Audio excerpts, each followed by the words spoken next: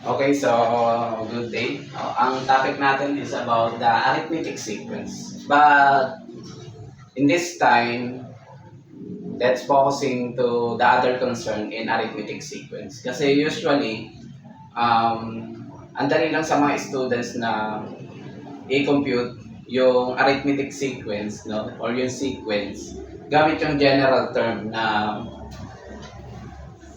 a sub n is equal to a sub 1 plus n minus 1 times d. Okay? So, for example, meron sequence no, na 1, 3, 5, tapos pinapahanap natin yung a sub 20 or I mean 20th term. No? Using this formula, madali lang nila nakukuha yun no? Kasi yung usually napag-aralan rin ng grade 10. No? Okay, so ang concern natin, how about the missing is the common difference or n or our a sub 1, no? So paano natin hahanapin? Okay, so ayun yung concern natin ngayon. Okay, so bigay tayong example. So for example, given yung first term, huwag na natin to kanina kasi for example, given yung first term, a sub 1 is equal to, let's say, ito ay 2. Okay? And, let's say, given din yung a sub 20 or yung 20th term, no? Which is 59. Okay? So, ayun yung ano natin. No? And let's say, hinahanap, no? Paano natin malalaman kung ano yung 30th term or sabi natin a sub 30? Okay? Sa general formula, kailangan natin ng common difference. No? So, ang concern natin first is to find the common difference. Okay? And the most important thing that students should know or the skill no, na dapat alam ng students is to derive the formula. Okay? So, meaning to say, gagawa tayo ng formula given sa isang formula. No? So, in this case, we are concerning about how to derive this formula in terms of d. So, paano natin malaman yung common difference. Okay? So, paano ba mag-derive ng formula? First thing, so, since yung d yung gusto natin i-equate, no? Kasi ito yung gusto natin malaman yung common difference. First thing is, we have to transpose, no, a term separated from this term. No? Kasi nga, ito ay kasama ng d, yung n-1. So, pwede na kagad natin itong i-transpose. So, if we transpose, no, so that is a sub n, and it will become negative yung a sub 1 yung first term. So that is minus a sub 1 which is equal to, ano yung natira doon kasi na-transpose natin yung a sub 1, yung the quantity of n minus 1 times d. Okay? So ano ulit yung concern natin is to equate in terms of d, no? Kasi n yung gusto natin hanapin.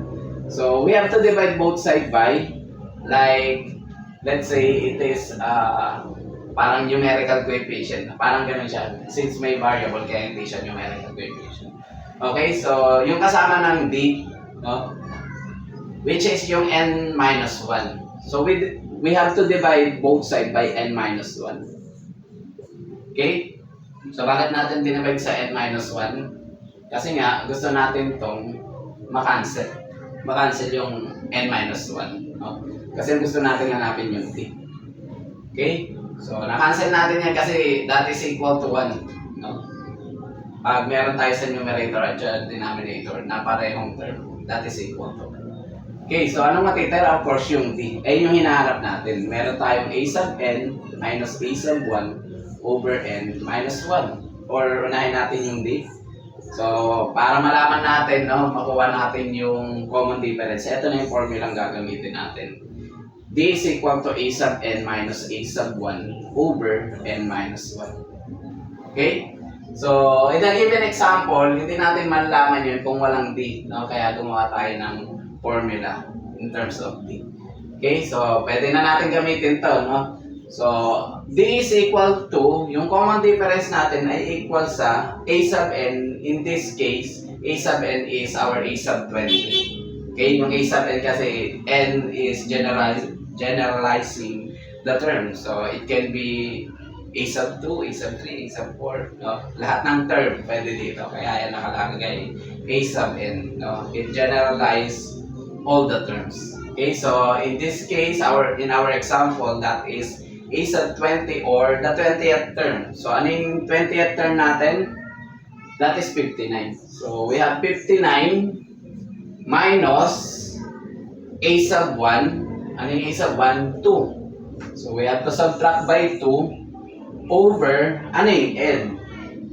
Kung pangilang term yung 59. Pangilang term siya? 20. So, that is 20. Minus, pitch dito yung 1. Okay?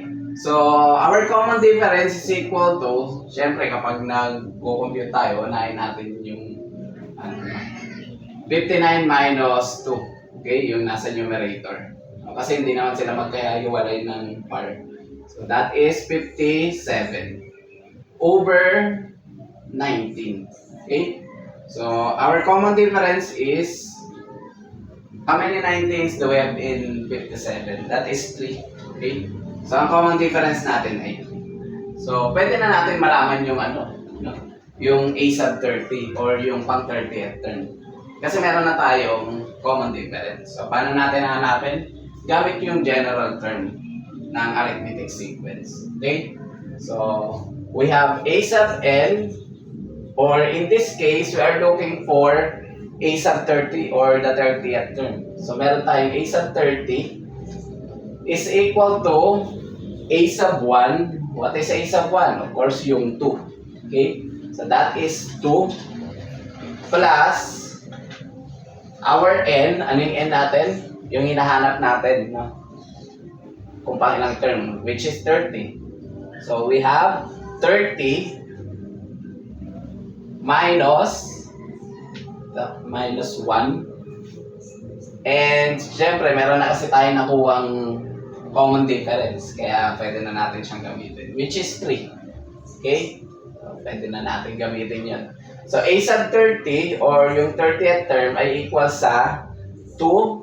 So, using the PEMDAS rules, PEMDAS P means parentheses. So, meaning to say, we have to perform the operation first inside the parentheses. So, in this case, 30 minus 1. So, which is equal to 29. Okay? Multiplied by 3. Okay, so A sub 30 or yung 30th term natin ay equal sa, add na ba? Usually, yung mga students, no? Dito pa rin nagkakamali kahit grade 11 na. Okay? They are adding, no? Which is in MDAS rules, we have to multiply first. So, meaning to say, we have to copy 2. Then, we have to multiply 29 times 3. Okay? So, 29 times 3 is 87. So, that is 87. And now we can add 2 plus 87. So, our 30th term is equal to 89. Okay? So, ganun lang kadali. No? So, isa sa pinaka-importante nga, no, na malaman ng students is paano mag-derive ng formula. Okay? So, next topic natin, kung paano natin hanapin yung A sub 1 at saka n. Okay? Bye.